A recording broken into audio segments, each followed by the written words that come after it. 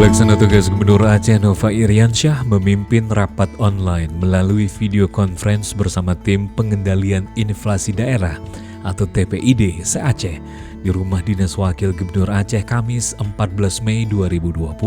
Rapat digelar untuk menemukan solusi dalam menjaga kestabilan harga barang di tengah pandemi virus COVID-19 melalui berbagai upaya pengendalian inflasi, antara lain dengan menjaga ketersediaan pasokan, kelancaran distribusi, dan juga ekspektasi masyarakat.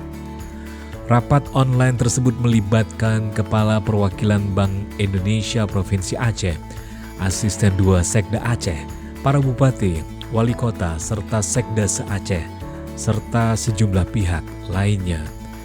Kemudian, pelaksana tugas Gubernur Aceh Nova Iriansyah melanjutkan kegiatan meresmikan pengoperasian satu unit mobil pemadam kebakaran bantuan CSR PT Mifa Bersaudara dan juga PT Bara Energi Lestari. Peresmian dilakukan Nova secara virtual melalui video conference dari Rumah Dinas Wakil Gubernur Aceh, sedangkan armada pemadam kebakaran dipusatkan di Ports Office PT Mifa Bersaudara, Melahu.